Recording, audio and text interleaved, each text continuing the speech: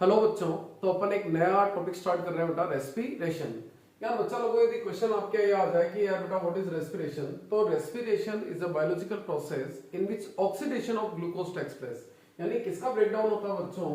Glucose का breakdown होता है, ठीक है ना बेटा। और ग्लूकोज के ब्रेकडाउन से क्या रिलीज होती है बच्चा लोगों? एनर्जी और क्या बेटा? Carbon dioxide. ऐसे बायोलॉजिकल प्रोसेस को अपन ने क्या नाम दिया बच्चों? रेस्पिरेशन। अब यार रेस्पिरेशन से जो एनर्जी रिलीज होती है ना बच्चों, वो एनर्जी काम में क्या आती है बेटा? एक्चुअली में देखिए बच्चों, एक तो आपको ये इसकी फुल फॉर्म आनी चाहिए एडिनोसिन डाइफॉस्फेट। एक बेटा ध्यान रखना, इनऑर्गेनिक फॉस्फेट। बेटा एडीपी और इनऑर्गेनिक फॉस्फेट मिलकर के ये बनाते हैं बच्चों एटीपी।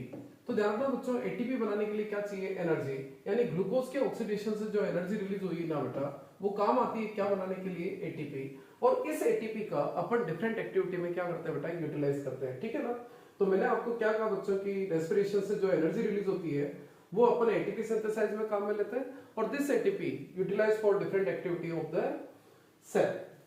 अब देखिए बच्चों, यदि आपके क्वेश्चन एग्जाम में आ गया कि यार how many type of respiration, देखो बच्चों ग्लूकोज का ब्रेकडाउन दो तरीकों से हो सकता है, एक तो प्रेजेंस ऑफ ऑक्सीजन और एक अब्सेंस ऑफ ऑक्सीजन।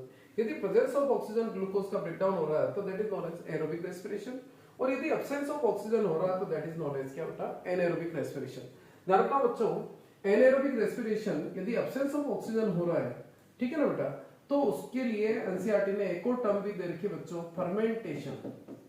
क्या नाम दे रखा बच्चों? फर्मेंटेशन। यानी breakdown of glucose in absence of oxygen and form ethanol. ध्यान रखना, उसमें एथेनॉल का फॉर्मेशन होता है। ऐसे रेस्पिरेशन को अपन क्या बोलते हैं बच्चों?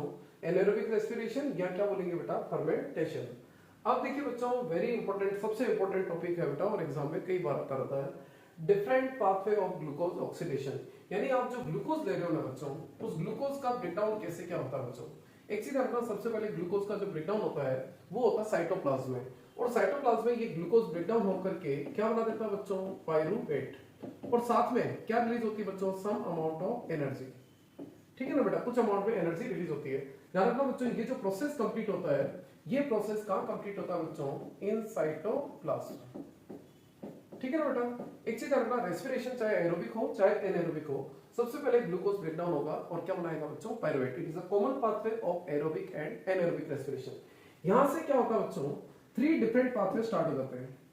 तो बच्चों एक चीज ध्यान रखना, इस पायरूवेट का जो ब्रेकडाउन है वो 3 वे से हो सकता है, ठीक है।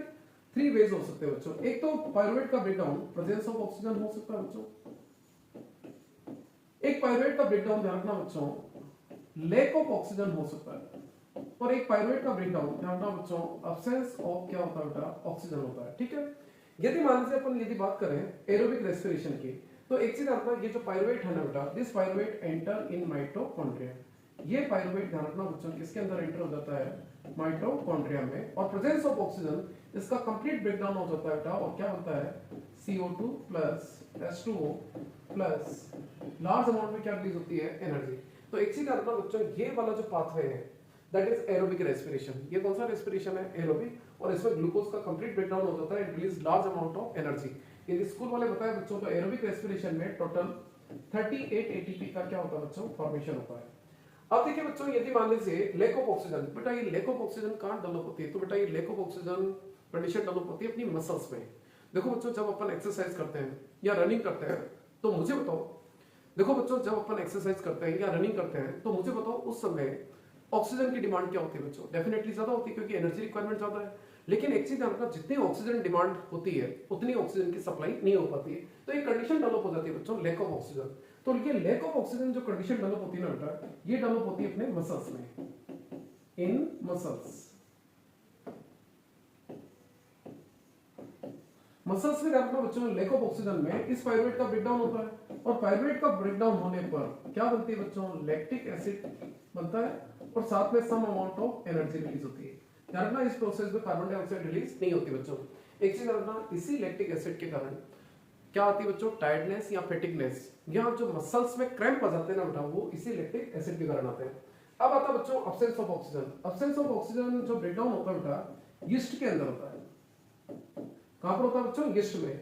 और ध्यान रखना, यहाँ पर फॉर्मेशन होता है बच्चों किसका? एथेनॉल का, और साथ में carbon dioxide plus some amount of energy. ध्यान रखना बच्चों, ओनली जस्ट कितना एटीपी बनता है बच्चों एनारोबिक रेस्पिरेशन में? 2 एटीपी का क्या होता है बच्चों? फॉर्मेशन, ठीक है। तो तो इस तरह से इस ग्लूकोज का क्या होता है बेटा, ब्रेकडाउन होता है बच्चों। प्रेजेंस ऑफ ऑक्सीजन माइटोकॉन्ड्रिया में होता है, लैक ऑफ ऑक्सीजन मसल्स में होता है, और एब्सेंस ऑफ ऑक्सीजन का होता है बच्चों यीस्ट के अंदर होता है, और ethanol plus CO2 plus energy. ध्यान रखना बच्चों, एब्सेंस ऑफ ऑक्सीजन ब्रेकडाउन को अपन ने एक और वर्ड बोला था, फर्मेंटेशन। यदि आपको कहा जाए कि यार एरोबिक रेस्पिरेशन और एनारोबिक में क्या डिफरेंस है बच्चों, एक चीज रखना, ये मैंने पाथवे आपको बताया था एरोबिक का, और ये जो पाथवे है ना बेटा, ये दोनों लैक ऑफ ऑक्सीजन और एब्सेंस ऑफ ऑक्सीजन, ये दोनों आते हैं बेटा एनारोबिक रेस्पिरेशन में। यदि आपको कहे कि एरोबिक और एनारोबिक में क्या डिफरेंसेस है, तो यहाँ पर इस फ्लो चार्ट से अपन कंपेयर कर सकते हैं। देखो बेटा, एरोबिक में कंप्लीट ब्रेकडाउन हुआ, ठीक है ना बेटा, CO2 plus H2 plus energy release हुई बेटा, ठीक है ना। एनारोबिक में ध्यान रखना, इनकम्प्लीट ब्रेकडाउन होता है बच्चों फूड का, कंप्लीट ब्रेकडाउन नहीं होता है। इसमें more amount of energy release होती है और इसमें less amount of energy release होती है। एरोबिक कहां कंप्लीट होता है बच्चों, साइटोप्लाज्म एंड माइटोकॉन्ड्रिया में। एनारोबिक मसल्स और यीस्ट के साइटोप्लाज्म में होता है, यानी ये पूरा का पूरा प्रोसेस कहां हो जाता है बच्चों, साइटोप्लाज्म में। नेक्स्ट टेबल में आप देख सकते हो बेटा, ये सारे डिफरेंसेस दे रखे हैं। तो एरोबिक रेस्पिरेशन आपको पता है कहां कंप्लीट होता है बच्चों, मैंने आपको कहा था साइटोप्लाज्म एंड माइटोकॉन्ड्रिया। तो साइटोप्लाज्म और माइटोकॉन्ड्रिया, ये पूरा प्रोसेस कहां होता है बच्चों, साइटोप्लाज्म में। ये ब्रेकडाउन जो होता है बच्चों, प्रेजेंस ऑफ ऑक्सीजन हुआ, ये बच्चा लोगों एब्सेंस और लैक ऑफ ऑक्सीजन होता है। इसमें कंप्लीट ब्रेकडाउन होता है बच्चों, इसमें इनकम्प्लीट ब्रेकडाउन होता है। और कंप्लीट ब्रेकडाउन होगा तो more amount of energy release, और इसमें लेस अमाउंट। यहाँ पर जो एंड प्रोडक्ट बने बेटा CO2 प्लस H2O बना, ठीक है ना। यहाँ पर and product ethanol plus lactic acid, और साथ में कुछ अमाउंट में क्या रिलीज होती है, CO2 भी रिलीज होती है। यदि इक्वेशन लिखनी हो तो ये लास्ट दे रखी बच्चों, इसमें ग्लूकोज का ब्रेकडाउन हुआ ऑक्सीजन के प्रेजेंस में, यहाँ पर 6O2 लिखना बच्चों, ठीक है ना। प्रोडक्ट क्या बना, 6CO2 plus 6H2O plus energy, ठीक है ना। यहाँ पर एथेनॉल प्लस CO2 प्लस। तो ये हो गया बच्चों अपने different pathway of glucose oxidation. देखो बच्चों, इसके बारे में मैंने अभी आपको बताया था बेटा, मस्कुलर क्रैम्प। मैंने कहा था बच्चों कि जब अपन रनिंग करते हैं या एक्सरसाइज करते हैं बच्चों, वहां उस कंडीशन में कभी कभी मसल्स में क्रैम्प्स आ सकते हैं बेटा। एक्चुअली में क्या होता है कि जब आप एक्सरसाइज कर रहे हो तो उस समय एनर्जी की डिमांड क्या है, ज्यादा है, ठीक है ना। तो एनर्जी की डिमांड ज्यादा, तो ऑक्सीजन की डिमांड भी ज्यादा होती है, लेकिन उतनी ऑक्सीजन सप्लाई नहीं होती है। तो मसल्स में कंडीशन डेवलप हो गई, क्या, लैक ऑफ ऑक्सीजन। और लैक ऑफ ऑक्सीजन से बच्चा लोगों क्या बनता है बेटा, लैक्टिक एसिड बन जाता है। क्या बन जाता है बच्चों, लैक्टिक एसिड का फॉर्मेशन हो जाता है, और उसी लैक्टिक एसिड के कारण मसल में क्या आ जाता है बच्चों, क्रैम्प्स। हाँ, एक और चीज जानना बच्चों, ये जो मैंने फ्लो चार्ट बताया ना बच्चों, इसमें ग्लूकोज के अंदर कितने कार्बन, ध्यान रखना बच्चों, ग्लूकोज 6 कार्बन मॉलिक्यूल होता है। ये ग्लूकोज का ब्रेकडाउन होने पर जो पायरुवेट बनता है ना बेटा, इस पायरुवेट में कितने कार्बन होते हैं, 3 कार्बन।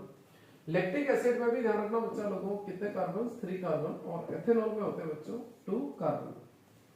अब देखिए इसके बाद मसल्स क्रैम्प के बाद देखिए ब्रीथिंग रेट में, यहाँ पर देखिए बच्चों 2 ऑर्गेनिज्म, चलो ये तो ह्यूमन हो गया बच्चों, और ये फिश हो गई। मुझे बताओ बच्चों, दोनों के अंदर ब्रीथिंग रेट सेम होते हैं क्या, तो नहीं होते बच्चों, ध्यान रखना।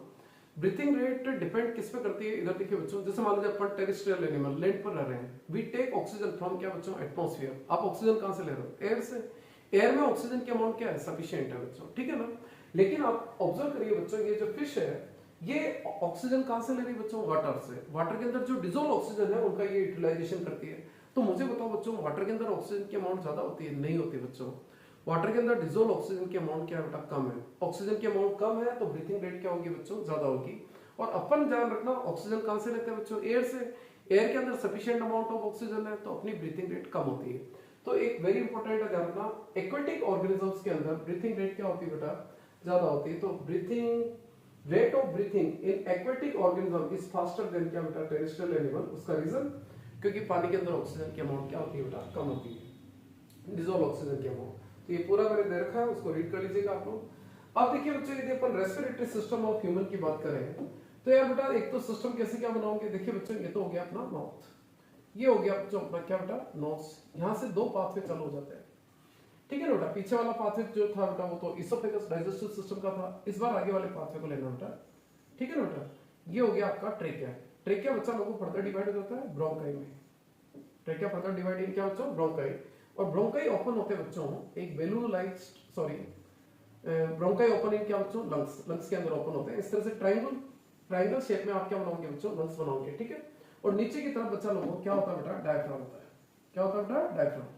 ये जो ब्रोंकाई होता है ना बेटा, ये ब्रोंकाई लंग्स में एंटर होने के बाद फर्दर डिवाइड हो जाता है बच्चों, it is further divide and further divide. और फाइनली ये ध्यान रखना बच्चों, बेलून लाइक स्ट्रक्चर में जाकर के क्या हो जाता है बच्चों, ओपन हो जाता है। चलिए साहब ये बेलून लाइक स्ट्रक्चर मैंने बना दी बच्चों, ठीक है ना।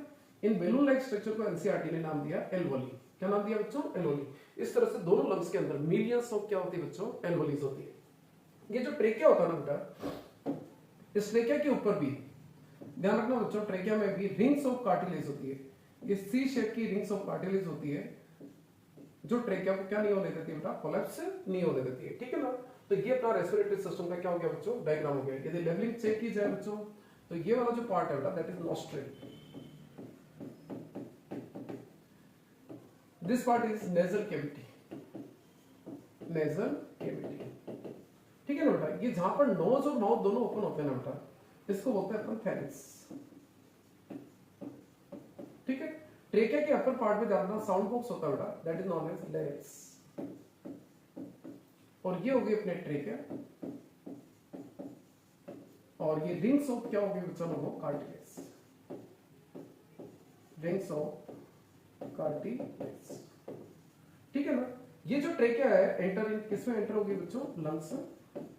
और लंग्स में जाकर के ये ट्रेकिया फर्दर डिवाइड हो जाती है और इनको अपन नाम दिया था ब्रोंकाई। एक को बोलेंगे ब्रोंकस।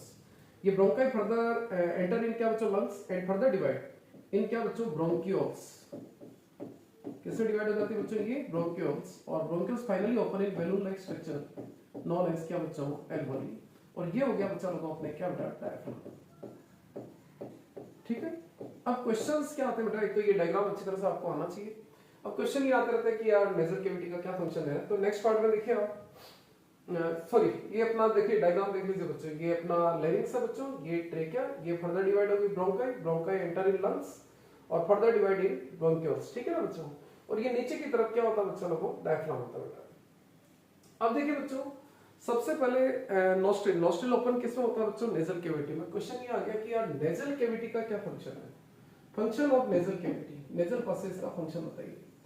तो बच्चा लोगों एक तो ध्यान रखना बेटा, आपके नेजल पासेज में यानी नेजल कैविटी में क्या होता है बच्चों? हेयर एंड म्यूकस होता है that filter the air. Main NCERT ने यही वर्क दे रखा है कि यार इसमें म्यूकस होता है, हेयर्स होता है जो डस्ट पार्टिकल को क्या कर देता है बेटा? रिमूव कर देता फ्रॉम इनहेल एयर। ये मेन फंक्शन है बच्चों। ठीक है ना? इसके अलावा बच्चों जो आप एयर अंदर ले रहे हो बेटा उसको वार्म करने का वर्क भी करता है यानी मेंटेन द टेंपरेचर। और इसके अलावा बेटा स्मेल को आइडेंटिफाई करने का वर्क भी करता है बच्चों। अब मुझे बताओ नोज से ये कहां चला गया बच्चों? एयर चलेगी आपके फेरिंग्स, फेरिंग्स के बाद लेरिंग्स। एक चीज आता है बच्चों, एक और एग्जाम में क्वेश्चन आता रहता है कि यार जो आप फूड लेते हो ना बेटा, वो फूड आपके ट्रेकिया में एंटर क्यों नहीं होता बच्चों? तो यहाँ पर आप डायग्राम वापस देखिए बच्चों, अपन ने ये वाला डायग्राम बनाया था। ठीक है ना? क्वेश्चन ये अराइज हो रहा है कि आप जो फूड इंटेक कर रहे हो ये फूड आपके ट्रेकिया में एंटर क्यों नहीं होता है? ओनली एंटर इन क्या बच्चों? Food pipe. उसका यदि आप प्रॉपर तरीका देखोगे बच्चों, एक्चुअली में यहाँ पर देखिए ये डायग्राम दे रखा है, यहाँ पर ध्यान से देखिए बच्चों। ये आपका फेरिंग्स रीजन हो गया बच्चों। ये पीछे की तरफ जो है ना ये आपके फूड पाइप हो गई, और आगे की तरफ ये जो है ना ये है अपनी विंड पाइप। यहाँ पर देखिए बच्चों एक लिड दे रखा है, एक ढक्कन दे रखा है। जैसे ही आप फूड को स्वेलोइंग करते हो ना बेटा, ये एक्चुअली में इस रीजन को बोलते हैं ग्लोटिस। क्या बोलते हैं बेटा इसको? ग्लोटिस। ये ग्लोटिस कवर्ड हो जाता है बच्चों किससे? एपीग्लोटिस से। एपीग्लोटिस से। तो मेरी बात समझिए बच्चों, जब आप फूड को स्वेलोइंग करते हो या वाटर को ड्रिंक करते हो तो दिस ग्लोटिस ऑफ ट्रेकिया, ये जो ट्रेकिया का ग्लोटिस है ना बेटा, it is covered by epiglottis. ये ग्लोटिस कवर्ड हो जाता है किससे? एपीग्लोटिस से। तो फूड आपका जो है ना वो किसमें एंटर हो जाएगा बच्चों? फूड पाइप में। कभी भी विंड पाइप में एंटर नहीं होता। तो ये एग्जाम में कई बार क्वेश्चन आया हो बच्चों कि why food and water do not enter in trachea? Because glottis is covered by epiglottis. Next से देखिए बच्चों, ट्रेकिया कोलैप्स नहीं होती है। मैंने आपको कहा था कि ये ट्रेकिया में देखिए बच्चों ये रिंग्स बनी हुई है, देखिए आप बहुत सारी रिंग्स ऑफ कार्टिलेज बनी हुई है या? तो बच्चों इसीलिए ध्यान रखना ये सपोर्ट प्रोवाइड करती है और ट्रेकिया को क्या नहीं होने देती? कोलैप्स नहीं होने देती। अब देखिए बच्चों, मैंने आपको कहा ट्रेकिया फर्दर डिवाइड इन क्या बच्चों? Bronchi, bronchi enter in lungs and further divide in bronchioles. किसमें डिवाइड हो जाता है बच्चों? ब्रोंकियोल्स। और ये ब्रोंकियोल्स फाइनली देखिए बच्चों ये बैलून लाइक स्ट्रक्चर में ओपन हो जाती है। इन्हीं बैलून लाइक स्ट्रक्चर को एनसीईआरटी ने क्या नाम दिया बच्चों? एल्वोली। वेरी इंपॉर्टेंट है बच्चों। Alveoli is structural and functional unit of lungs. Lungs की स्ट्रक्चरल और फंक्शनल यूनिट कौन है बच्चों? एल्वोली होती है, क्योंकि यहीं पे ही बच्चा लोगों को क्या होता है बेटा? एक्सचेंज ऑफ गैसेज होता है। ठीक है? अब एनसीईआरटी ये करी बच्चों की कोई भी रेस्पिरेटरी ऑर्गन हो, चाहे लंग्स हो चाहे गिल्स हो, उनके क्या फीचर्स होते हैं? देखो बेटा, रेस्पिरेटरी ऑर्गन कोई सा भी हो, एक तो उसकी जो रेस्पिरेटरी सरफेस होती है बेटा वो थिन होती है, परमिएबल फॉर गैसेस, गैसेस के लिए क्या होती है बेटा, परमिएबल होती है। और दूसरा, कोई भी रेस्पिरेटरी ऑर्गन हो उसका क्या होता है बेटा, लार्ज सरफेस एरिया होता है फॉर एक्सचेंज ऑफ गैसेस। देखिए बच्चों, अपन ने लंग्स का स्ट्रक्चर डिस्कस किया बच्चों, ठीक है ना। तो लंग्स के अंदर एल्वोली होने से क्या फायदा हुआ बच्चों, एल्वोली होने से देखिए बच्चों, इस लंग्स के अंदर ध्यान रखना मिलियंस ऑफ एल्वोलीज होती है बेटा, मिलियंस ऑफ एल्वोली। इससे क्या हो गया बच्चों, सरफेस एरिया क्या हो गया बेटा, इंक्रीज हो जाता है, ठीक है ना। यदि लंग्स सिंपल ऐसे ही होते तो मुझे बताओ, एक्सचेंज ओनली यही से होता है बेटा, लेकिन एल्वोली होने से टोटल सरफेस एरिया क्या हो गया बेटा, बढ़ गया है। तो एक चीज है बेटा बच्चों, कोई भी रेस्पिरेटरी ऑर्गन हो उसका सरफेस एरिया क्या होता है बच्चों, लार्ज सरफेस एरिया होता है for exchange of gases. Question आपके ये भी आ सकता है कि how lung design maximize the exchange of gases. यार ये लंग की डिजाइन कैसी होती है कि जो एक्सचेंज ऑफ गैसेस को मैक्सिमाइज कर देती है, यानी बढ़ा देती है। तो बच्चों पहला रीजन तो ये लिखोगे, प्रेजेंस ऑफ एल्वोली, एल्वोली होती है। एल्वोली होने से क्या बढ़ गया बच्चों, लार्ज सरफेस एरिया हो गया। और इसके अलावा ध्यान से देखिए बच्चों, एल्वोली के चारों तरफ नेटवर्क है किसका, ब्लड वेसल्स का। ये देखिए ये आर्टरी आ रही है बच्चों, ये रेड कलर की जो दिख रही है बेटा, ये कैपिलरीज, ठीक है ना बेटा। ये आर्टरी और ये आर्टरी फर्दर डिवाइड होगी किसमें बेटा, कैपिलरी। तो ध्यान से देखोगे तो इन एल्वोली के चारों तरफ network of blood capillaries, capillaries का बहुत बड़ा क्या होता है बेटा, नेटवर्क होता है। तो बेटा एक चीज रखना, इसका मतलब ब्लड सप्लाई ज्यादा होती है, और जितना ज्यादा सरफेस एरिया होगा, जितनी ज्यादा ब्लड सप्लाई होगी, उतना ही ज्यादा क्या होगा, एक्सचेंज ऑफ गैसेज होगा बेटा, ठीक है।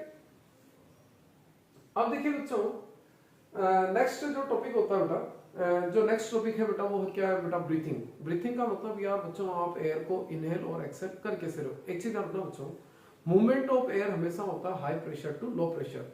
यानी मैं इंस्पिरेशन कर रहा हूं, इसका मतलब बाहर एयर प्रेशर ज्यादा है, अंदर एयर प्रेशर क्या बेटा, कम है।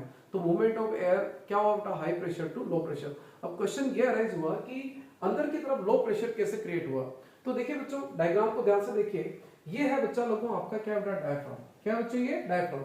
ध्यान से देखो बच्चों, ये डायफ्राम डोम टू प्लेट हो रहा है, यानी नीचे की तरफ जा रहा है बच्चों। तो जब आप इंस्पिरेशन करते हो ना, आपके यहाँ पर जो डायफ्राम है ना, वो फ्लैट हो जाता है, डोम टू फ्लैट हो जाता है। तो देखिए बच्चों, मैं अभी इंस्पिरेशन कर रहा हूं, तो ये जो रिब्स है ना बच्चों, ये बाहर की तरफ जा रही है, रिब्स मूव, रेज है ना बच्चों, रिब्स मूव आउटवर्ड, बाहर की तरफ जा रही है, डायफ्राम डोम टू फ्लैट हो गया। इन दोनों एक्टिविटी से क्या हुआ बच्चों, की जो चेस्ट की वॉल्यूम है, ये चेस्ट की वॉल्यूम क्या हो जाती है बेटा, चेस्ट कैविटी की वॉल्यूम बढ़ जाती है। अब जैसे चेस्ट कैविटी की वॉल्यूम बढ़ेगी तो बच्चों एयर प्रेशर कम हो गया, बाहर का एयर प्रेशर ज्यादा है, movement of air high pressure to low pressure, यानी आउटसाइड टू क्या बच्चों, inside.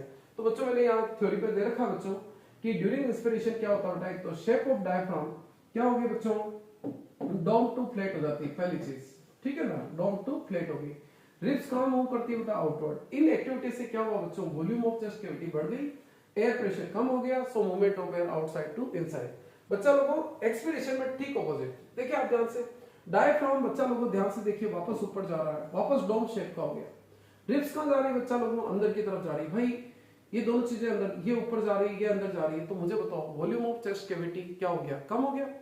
Volume of chest cavity कम हो गया बच्चों, तो लंग्स के ऊपर प्रेशर डेवलप होगा, तो लंग्स के अंदर एयर प्रेशर हाई हो गया, बाहर की तरफ एयर प्रेशर क्या है बेटा, कम। So movement of air lungs to क्या बच्चों, आउटसाइड, ठीक है ना बच्चों। ये थ्योरी पार्ट दे रखा है, इसको रीड कर लीजिएगा। ये तो हो गया बच्चों ब्रीथिंग। ब्रीथिंग के बाद बच्चा लोगों आता है अपना एक्सचेंज ऑफ गैसेस। देखिए आपने एयर इनहेल कर लिया, एयर इनहेल करने के बाद फाइनली एयर कहां चलेगी बच्चों, लंग्स में। अब लंग्स में क्या होगा बच्चों, एक्सचेंज ऑफ गैसेस। और एक्सचेंज ऑफ गैसेस का होता है एल्वोली में। ये ध्यान से देखिए बच्चों, ये जो डायग्राम बना हुआ बच्चों, ये क्या है, एल्वोली है, ठीक है ना, बैलून लाइक स्ट्रक्चर होती है एल्वोली। एल्वोली की चारों तरफ देखिए बच्चों, ये वाला जो डायग्राम दे रखा है, ये नेटवर्क ऑफ क्या बच्चों, ब्लड वेसल्स है, यानी ये ब्लड कैपिलरीज है। और इस ब्लड कैपिलरी के अंदर क्या फ्लो हो रहा है बच्चों, ब्लड फ्लो हो रहा है, ठीक है। यहाँ पर एयर है, यहाँ पर क्या बच्चों, ब्लड है। लास्ट ईयर अपन ने एक प्रोसेस पढ़ा था बच्चों, क्या पढ़ा था बच्चों, डिफ्यूजन। तो डिफ्यूजन क्या होता है बच्चों, movement of gases from high concentration to low concentration. मुझे बताओ जो आप एयर इनहेल कर रहे हो उसमें ऑक्सीजन का कंसंट्रेशन क्या है बेटा, हाई है। ब्लड के अंदर ऑक्सीजन का कंसंट्रेशन क्या है बेटा, कम। तो बेटा ऑक्सीजन एंटर हो जाएगी by the process of diffusion, ध्यान रखना बच्चों, ठीक है।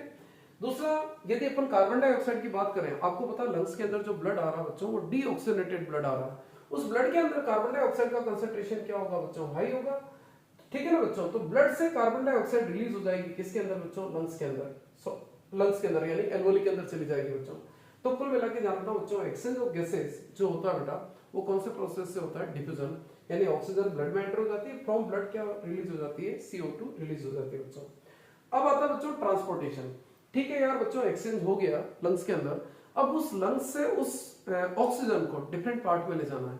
तो डिफरेंट पार्ट में ले जाने का काम कौन करेगा बच्चों? यहाँ से देखिए बेटा, यहाँ पर अपने एक सेल बना रखी है आरबीसी। आरबीसी के अंदर बच्चा लोगों एक पिगमेंट होता है बेटा, उस पिगमेंट का नेम है हीमोग्लोबिन। क्या नाम है? हीमोग्लोबिन। तो बच्चों वो जो ऑक्सीजन एंटर हुई ना बेटा ब्लड के अंदर, वो ऑक्सीजन रखना बच्चा लोगों किससे जुड़ जाती है? हीमोग्लोबिन से। और क्या बनाती है बच्चों? Oxy haemoglobin. ऑक्सी हीमोग्लोबिन बना देती है, ठीक है ना। तो ध्यान रखना, ऑक्सीजन का ट्रांसपोर्टेशन क्वेश्चन आ गया किस फॉर्म में होता है? तो ऑक्सी हीमोग्लोबिन। कौन करता है? तो हीमोग्लोबिन। कौन सी सेल करती है? तो बच्चों ध्यान रखना, आरबीसी करती है।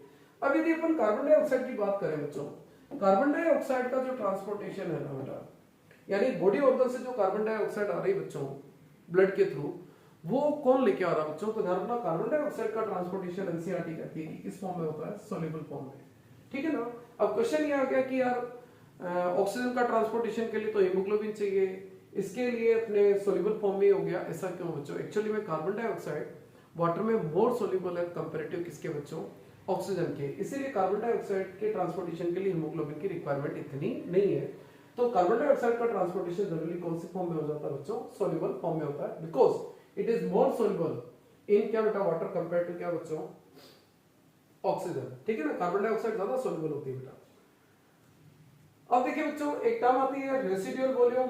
यार ये रेसिडुअल वॉल्यूम क्या होता है बच्चों? रेसिडुअल वॉल्यूम, जैसे मान लीजिए मैं ब्रीथिंग कर रहा हूं बेटा, एयर को अंदर लिया, बाहर निकाला, तो मुझे बताओ बच्चों, एक्सेल करने के बाद आप सारी एयर को बाहर निकाल लेते हो क्या? नहीं बच्चों। यदि मैं कहूं कि आप और एयर को निकालोगे, डेफिनेटली निकाल सकते हो।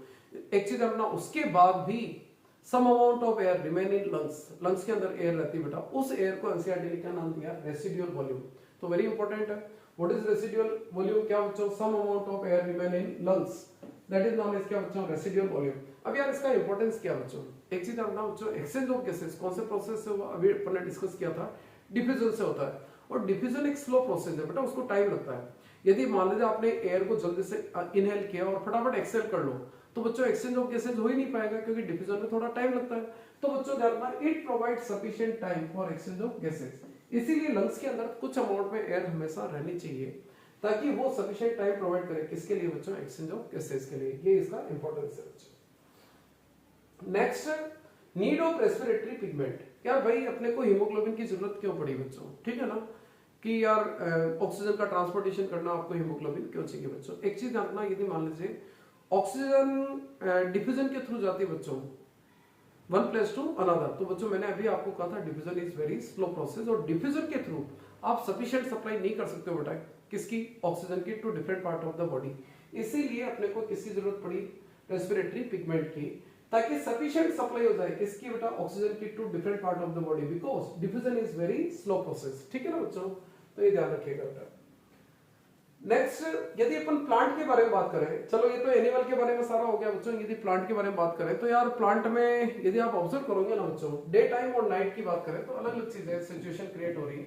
डे टाइम में बच्चों प्लांट के अंदर दो प्रोसेस हो रहे हैं, एक तो फोटोसिंथेसिस और एक क्या बच्चों? रेस्पिरेशन।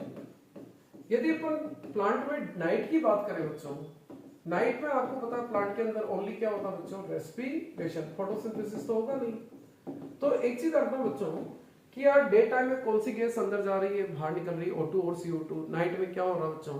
तो ये दो फैक्टर पे डिपेंड कर रहा है, टू फैक्टर्स पे डिपेंड कर रहा है।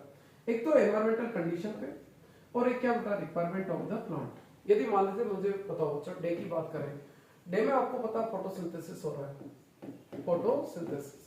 फोटोसिंथेसिस के लिए प्लांट को क्या चाहिए? कार्बन डाइऑक्साइड, ठीक है ना।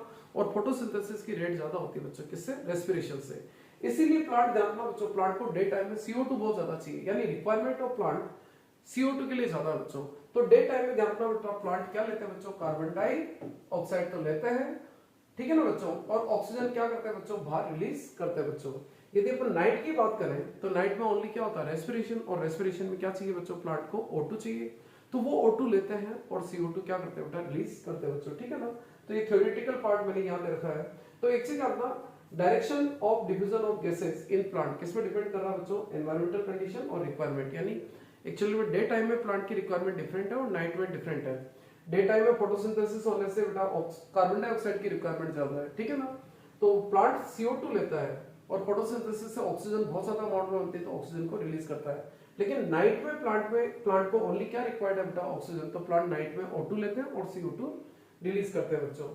तो एक एक्टिविटी भी दे रखी है बच्चों, यदि आपको ये कहा जाए कि यार रेस्पिरेशन के थ्रू जो रिलीज हो रही गैस वो क्या है बच्चों, कार्बन डाइऑक्साइड, तो उसको प्रूव कैसे करोगे? तो देखिए बच्चों सिंपल सा तरीका है, अपने को 2 टेस्ट ट्यूब लेनी, यहाँ पर मैंने 2 टेस्ट ट्यूब ले ली बच्चों, और इन टेस्ट ट्यूब के अंदर एक फ्लूइड भर दिया बच्चों अपन ने, ठीक है ना? कौन सा फ्लूइड भरा बेटा? लाइम वाटर, लाइम वाटर, ठीक है ना बच्चों? और लाइम वाटर का फॉर्मूला आई थिंक सबको आता होगा बच्चों, CaOH हॉट ट्वाइस, ठीक है ना? कैल्शियम हाइड्रोक्साइड, ये कलरलेस होता है बच्चों, ठीक है? यदि इस लाइम वाटर में CO2 पास करोगे तो इसका कलर मिल्की हो जाता है। तो बच्चों यहाँ पर ये पर्सन देखिए बच्चों, ब्रीथिंग के थ्रू जो एयर एक्सेल हो रही उसको इस वाटर से पास कर रहा है, तो ध्यान से देखोगे तो इसका जो कलर है बेटा वो क्या हो गया, मिल्की हो गया। यानी इसका मतलब ये हुआ कि अपन रेस्पिरेशन के थ्रू क्या रिलीज करते हैं, कार्बन डाइऑक्साइड। यहाँ पर देखिए बेटा इस डायग्राम में एक पिचकारी दे रखी है, इसमें एयर पास कर रहे हैं तो इसका कलर मिल्की नहीं होता है, क्योंकि एटमॉस्फेयर में कार्बन डाइऑक्साइड की बहुत कम अमाउंट है बच्चों। तो इस एक्टिविटी से ये प्रूव होता है कि अपन ब्रीथिंग के थ्रू यानी रेस्पिरेशन के थ्रू जो रिलीज करते हैं बेटा वो गैस कौन सी है, कार्बन डाइऑक्साइड। तो ये अपना टॉपिक कंप्लीट हुआ बच्चों, रेस्पिरेशन, ठीक।